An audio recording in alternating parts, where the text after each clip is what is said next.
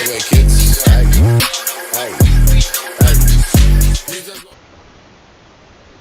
Hello and welcome to this Android Studio tutorial. This tutorial will cover how to create an app like this one. The app, you can add items to cart, then check out the items in your cart. For the checkout, I use the Braintree SDK for accepting payment.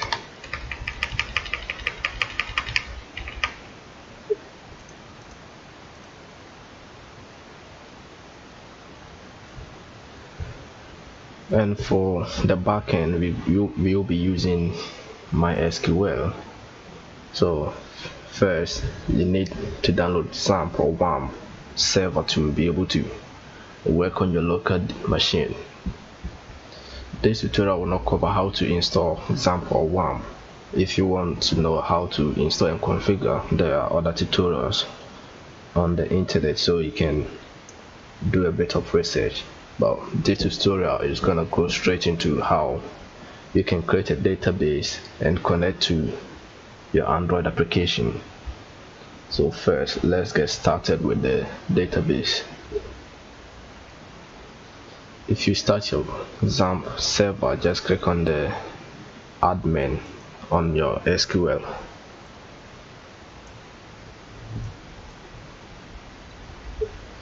Then we create a new database. I'm gonna call it shopping app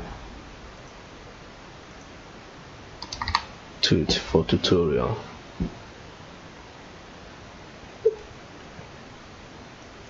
Then we need 7 columns depending we first need to create the customer table, and depending on your table structure, you might need more columns than what I have here, so just do it according to your table structure. So the first table will be the customer, and the first column will be ID, first name, last name,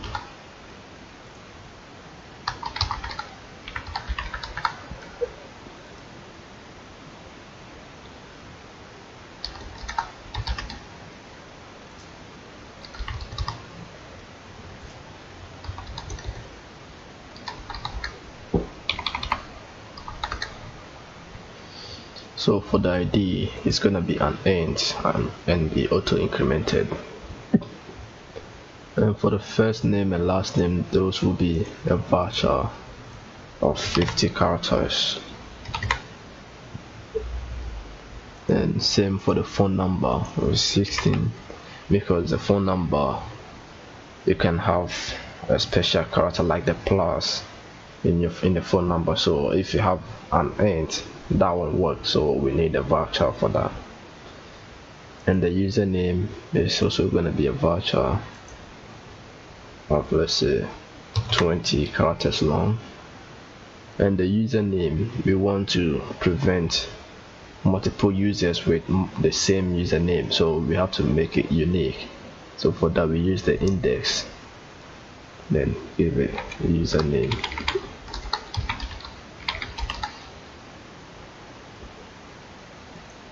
And that will prevent multiple users having the same username.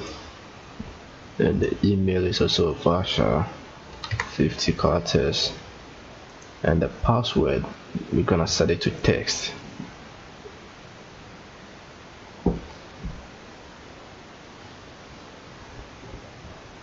Then hit save, and that creates our table.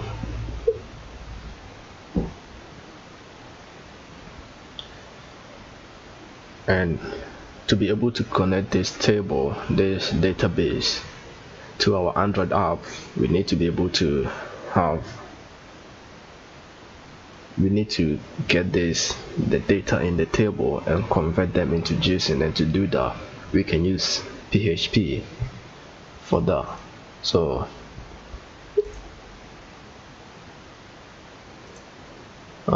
first go to your exam, then click on the Explorer, find the HT docs, and here I created a folder called shopping tools, and in that folder there's another folder called includes and v1. So just you can start editing this with your preferred text editor. So I'm just gonna be using Visual Studio Code for this.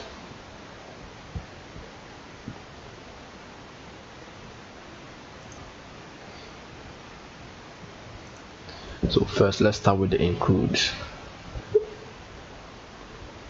The includes is gonna contain files like the database connection and files that allow connections to the database, and the v1 is gonna have the files that communicate to the database and your app.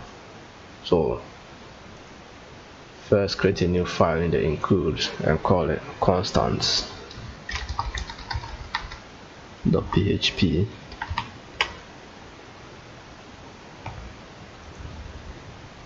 Then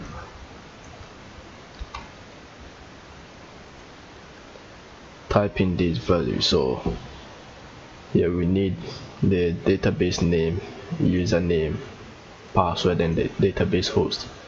And my database name is, let's see, the database name is shopping app tools. So just type that in.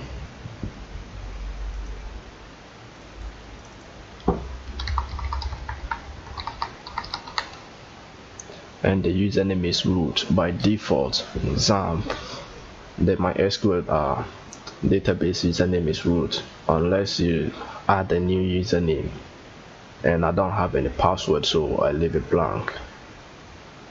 But if you have a password on your database, just specify that. And the database host is gonna be the local host, since I'm running it on my local machine.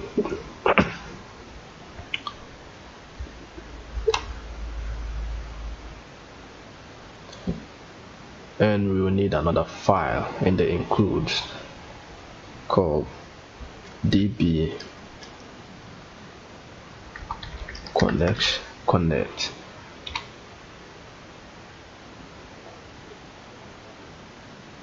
.php, dbconnect.php. This is where we establish connection to our database.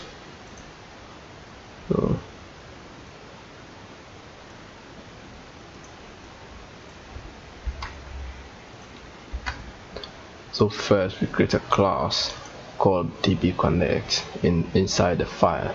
So class connect dbconnect, then a connection variable that we use to get the connection. Then we have an empty constructor and a function for connecting to the database.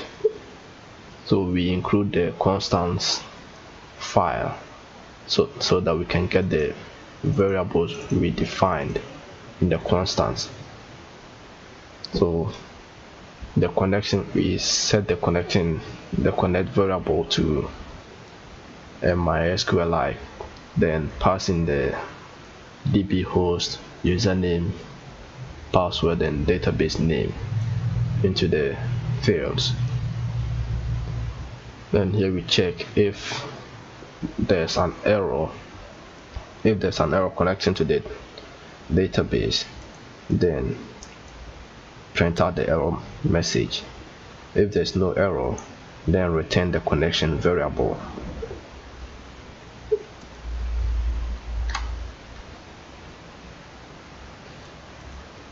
And the last file we will need in the includes is the DB operation. That is where we will define all our queries to all the queries that we'll be performing on our database. So DB operations, MySQL.php.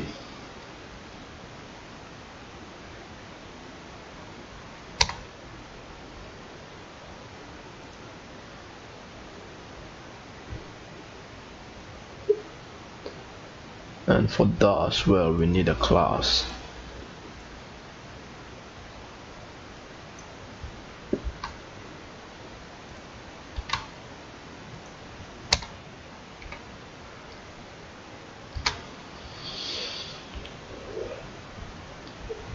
So we create another connection variable, and inside the constructor we get the db connect.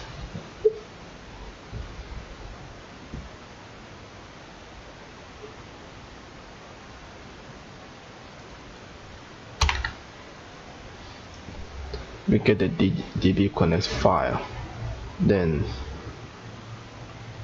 we create a new variable and assign it to the db connect file. Then we assign the connection variable here to the db connect function, the connect function in the db connect.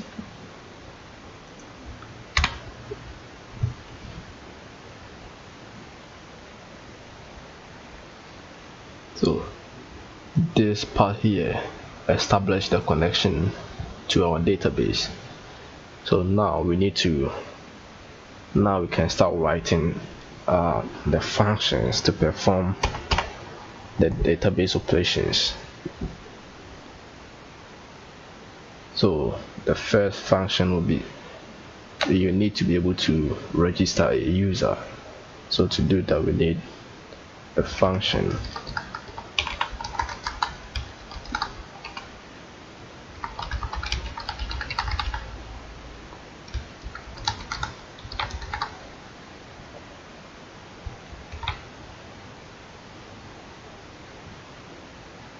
and if you remember, in our database we have first name, last name, so we put those fields here, excluding the ID because the ID is automatically inserted, so we don't need to insert the ID.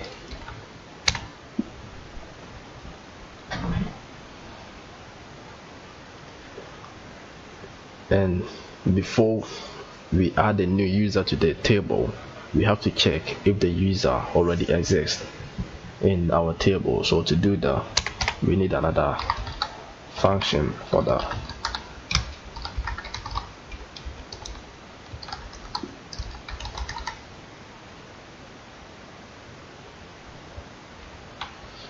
Then we check whether the username or the email of the user is already in our database. So if the username or the email is in the database, then the user exists.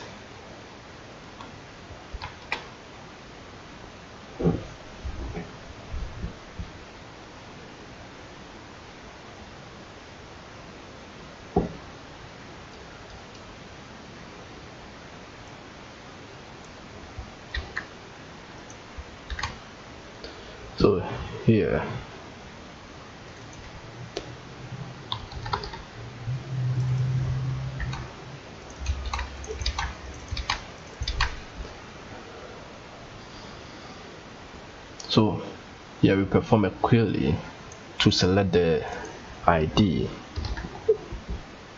from the customer table where the username or the email is the username and the email that the user typed in the forms.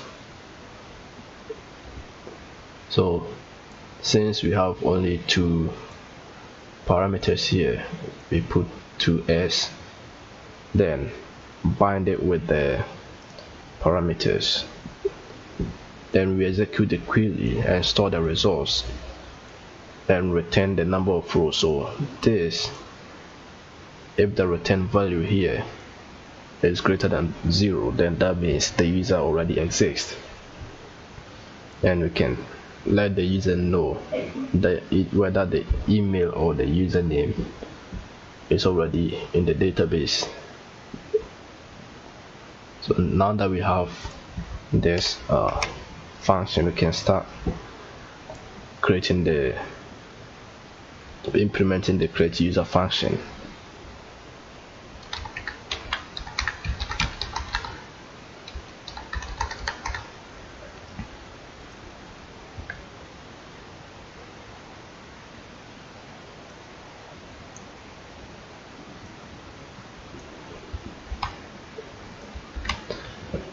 So first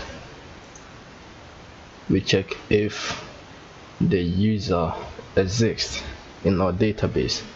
If the user exists, return 0.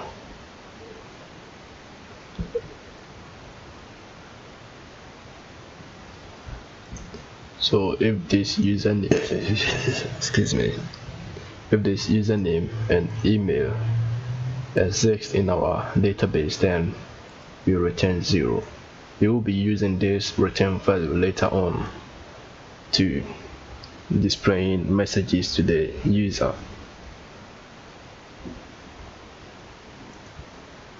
Then else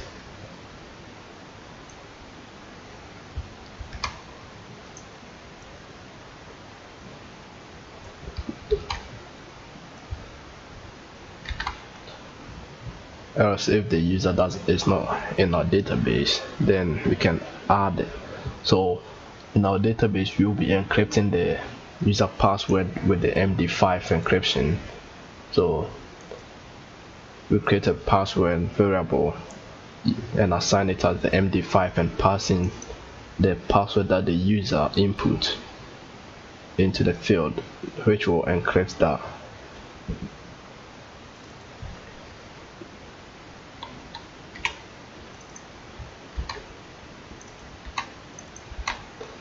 Then we will perform a query to insert the user into the table. So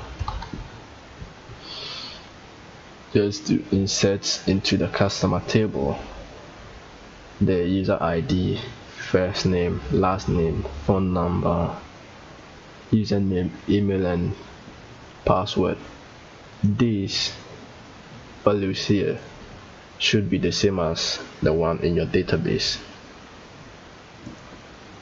So if you go to the database, we have the ID, first name, last name, phone number, username, email and password. So they should be the same.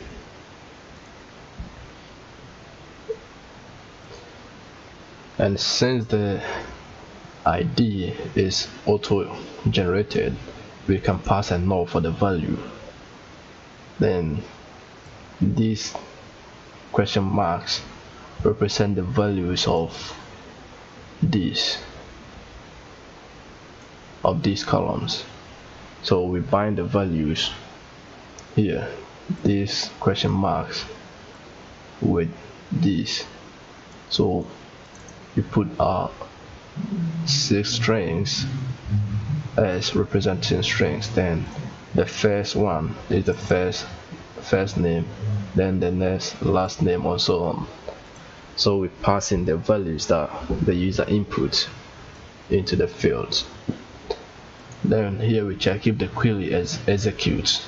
If it did execute properly, then return 1, which means the user is inserted. If it didn't, then return 2. So now we can write the registration file that will communicate between the application and these operations.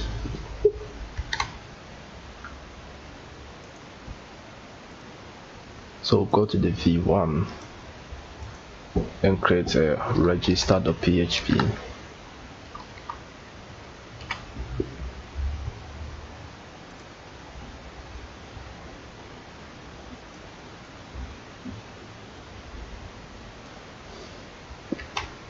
So the first thing we will need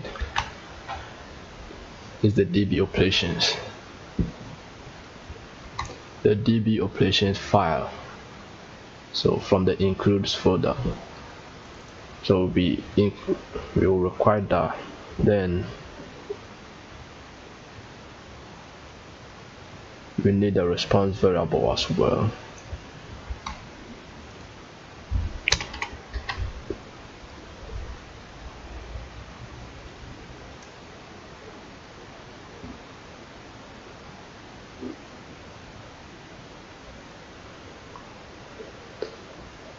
Then we have an if statement to check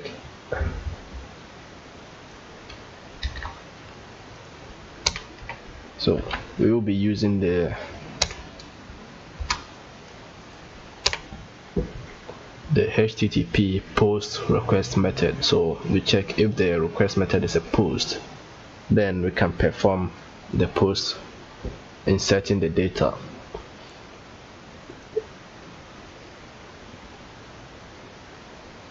Then else, if it's not a post request, then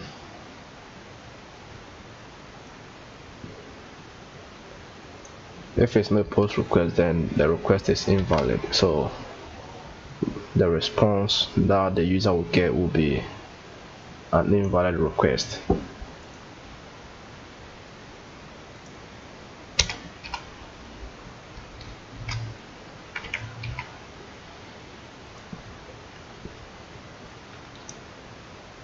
So if the request is a post request, then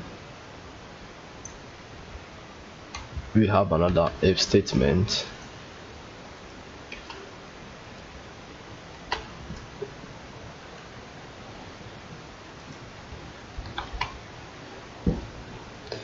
so if it's a request method, a post request, then we post the first name, last name, phone number and so on into, we post those to our server.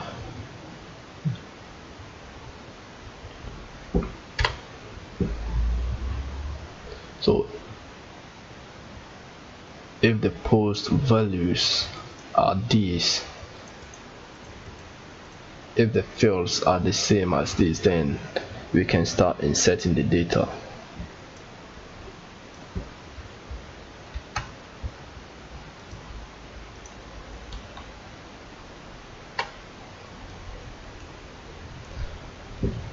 So we create a variable and assign it to the DB operations.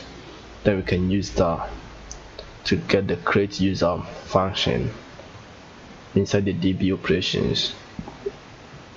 Then we pass the values that the user entered into the fields of the create user, the parameters, and assign that to the results variable. So if you remember, here we put return 0, 1 and 2. So that means this results is going to be either 1, it's going to be either 0 when if the user already exists, and 1 if the user is not exist and the details were successfully inserted into the database. Then it will return 2 if one of these fields is empty or the field name is not the same as this. Then that will throw up an error. So here we use an if statement for checking those.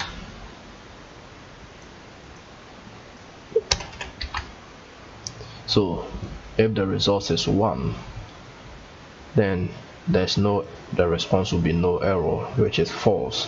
Then the message will be registration success. But else if the result is 2, then the response will be error. The error will be true.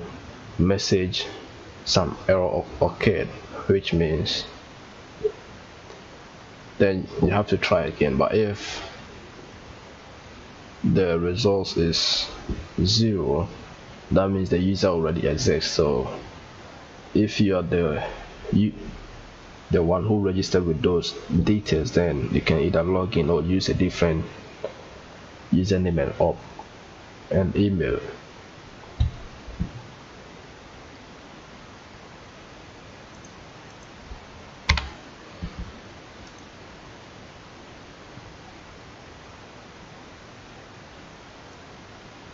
and now we need another else. So here we check if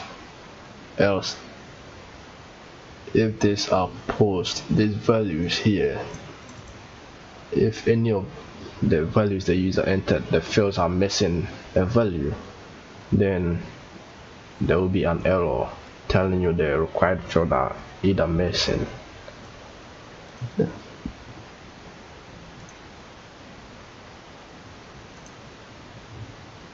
So now we can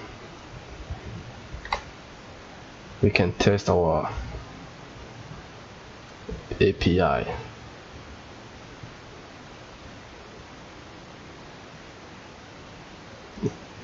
So I'm using Postman for testing the API, so you can download this and test, or you can find an alternative application like this one. So you click on the body, then form data. So in our database we have the first name, last name, phone number, so you just type all of those here. Then the value will be what the user enters, so the first name of the user, the last name, phone number, username, email, and password. And here we choose the post. So if you remember, here it said request method is post, so we set it to post, and the URL to the server is localhost port 80. That's the default port on XAMPP, but if you configure your XAMPP for some reason to use a different port, then just put the port, the port value. And here the shopping app tooth is this folder that we have in our HTT docs.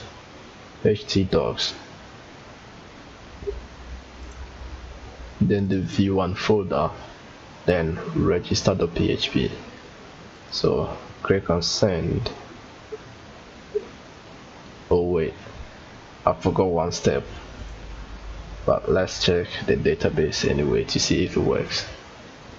See, so as you can see, it did insert the value, and here, if you remember, we used the MD5 to encrypt the password.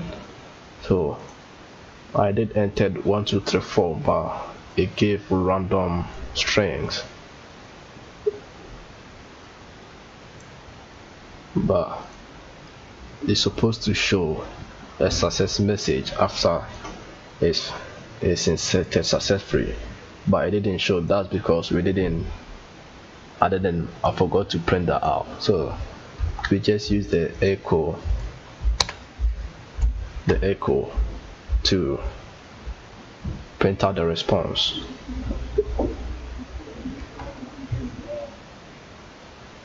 So now let's test it again. Since I already have the same username and email, if I test, it should give an error.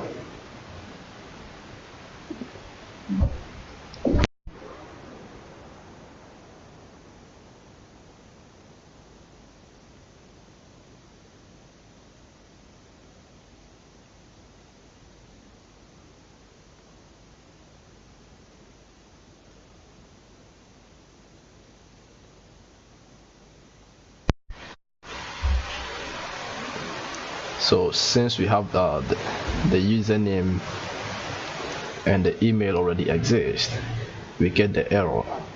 But if I change the user to 1 and the email the same, we should still get the error because the email already exists. So if you change the email as well, then we should get the success. The error is false and the message is registration successful. And if you go to the database, refresh it, and you see this, the new data is also inserted with the username of testuser1 and email of test1@gmail.com. So this concludes the user registration part of the. Let's see, if we have time we can add the login as well.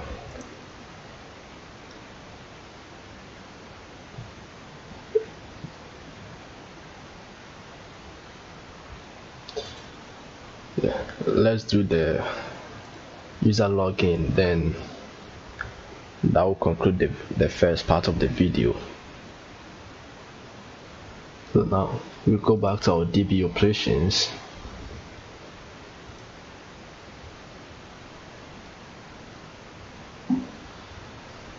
Then we create another function and call it user login.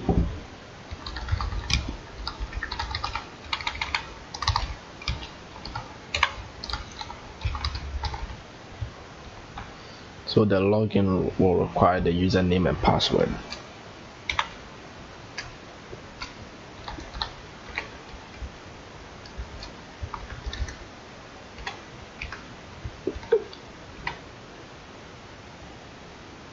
And if you remember, when we were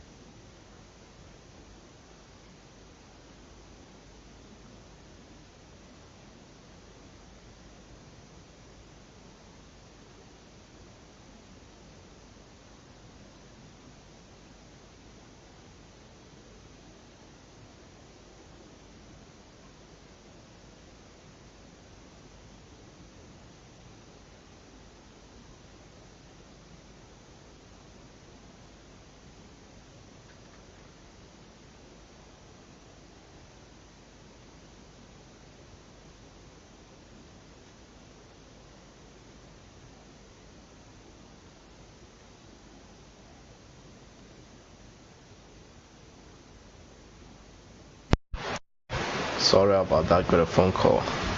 So now we can continue. So for the user login, we need to get the MD5 encrypted password that we had here, then decrypt it. So to do that, we use the same thing. So just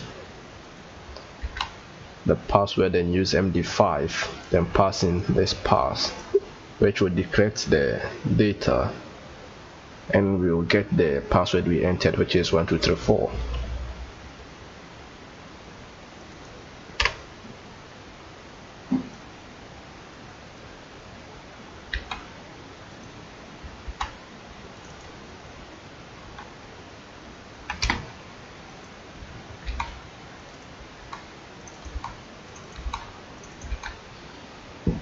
So now we can select the user.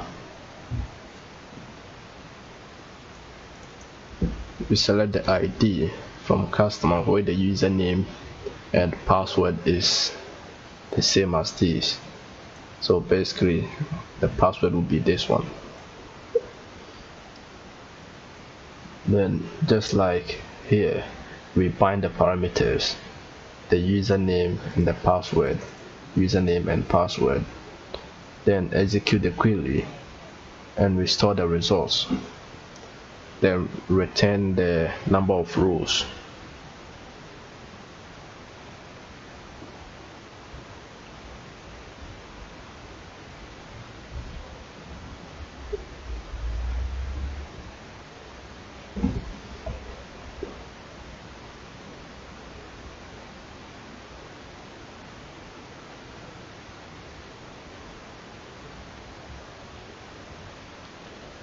So now the operation is done, then we can go into our V1 and create the login file.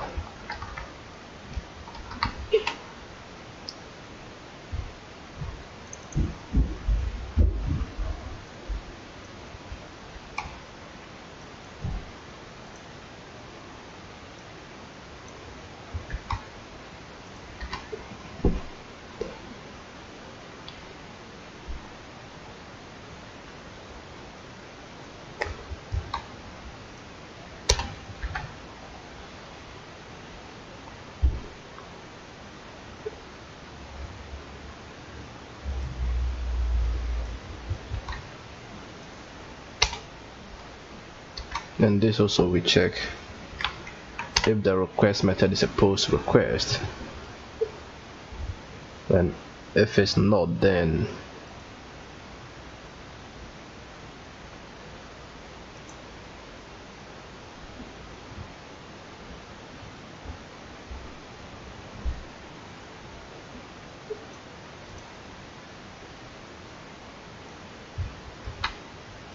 if it's not a post request, then the request is invalid.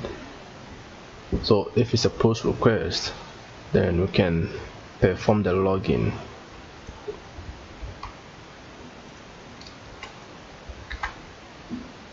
So then we check if the user entered the username and password. If they enter the username and password, then we open the database operations and check the login. If the user login contains the same values, that if these values are in the database,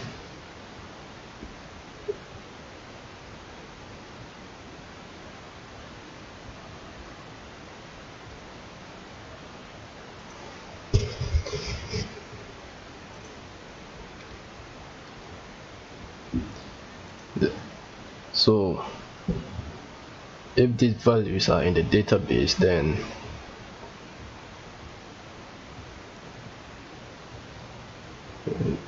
I think I'm forgetting something. Yeah, we need to create another operation in the DB operations to get the user, because in the app we will need to have a way to get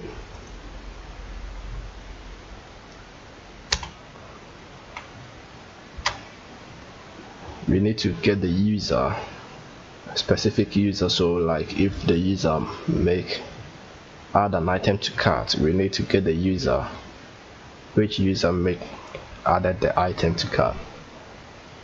So to do that, we need this method in our operations. So go back to the operations and add that method.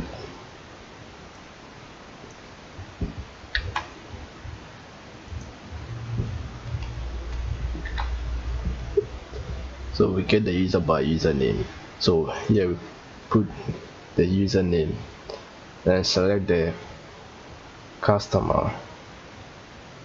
We select all data in the customer table where the username is this username. Then we get the results and fetch all the associated results for the and store and return that. So we just need to add this method.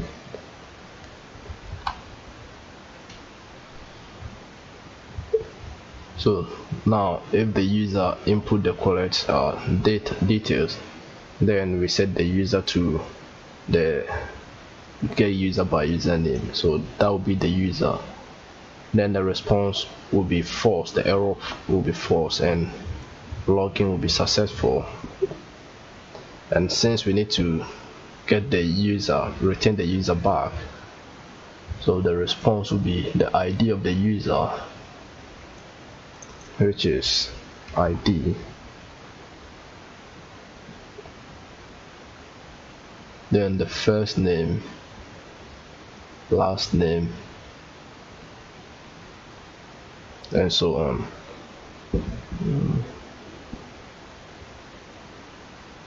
So we don't need to get the user password, only need to get the ID, first name, last name, phone number, and username.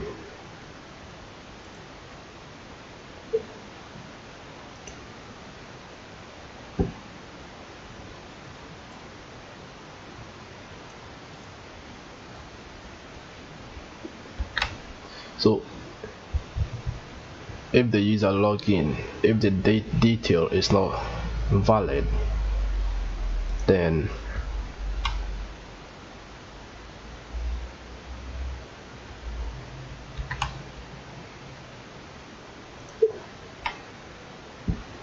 we get the error will be true and was invalid, a message invalid username or password.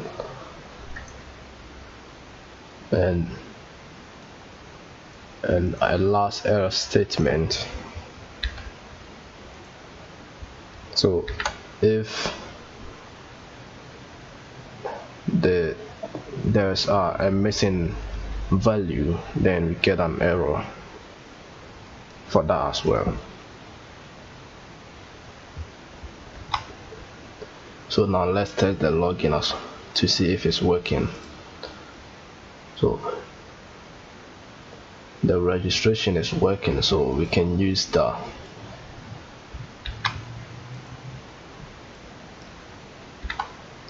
and it's a post request, so we do the post, but here will be login, the form data, so this will be username, password. So the username will be test user, password 1234, and send. Oh yeah, the same mistake again. So now we need to print out the response.